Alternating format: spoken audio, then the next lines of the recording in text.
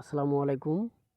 যে ভাইয়েরা ভেড়ার খামার দিবেন, তো আপনাদের খামারের ভেড়ার কিন্তু মাঝে মধ্যে জ্বর, তারপর পাতলা পায়খানা এবং পেট পেট ফাঁপা মাঝে মধ্যে কিন্তু হয়।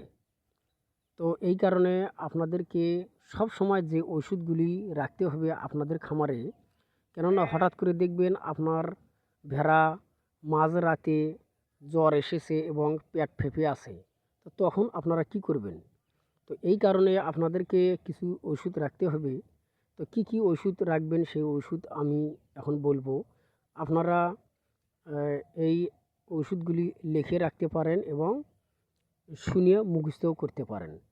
তো আপনারা জ্বরের জন্য, প্রথম অবস্থায় জ্বরের জন্য আপনারা ফাস্ট ভেট এবং এইচ ভেট এগুলো রাখবেন আপনাদের খামারে। তারপর পাতলা পায়খানা হলে বায়োগট পাউডার, তারপর রুমেনাল, জাইমোভেট, স্টোমাভেট, যে কোনো একটা কোম্পানির পাউডার আপনারা রাখবেন আপনাদের খামারে পাতলা পায়খানার জন্য। বায়োগট খাওয়ালে কিন্তু পাতলা পায়খানা ভালো হয়ে যায়। তো তারপর যদি তারপরও ভালো না হয় তখন আপনারা ট্যাবলেট রাখবেন, ডাইরুভেট, মেট্রোভেট এবং সালফা-3, সালফাডিন, এগুলো ট্যাবলেট আপনারা সবসময় রাখবেন।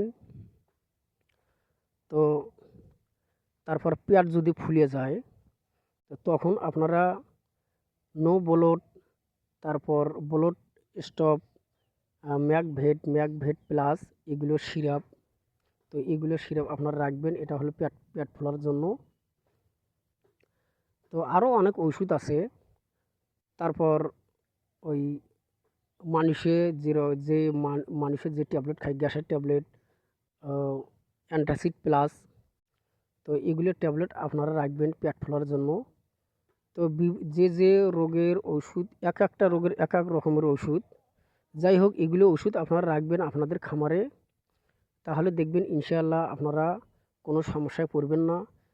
যখন যে রোগ হবে তখন সেই রোগের ট্যাবলেট ওষুধ খাওয়াবেন নিয়মিতভাবে।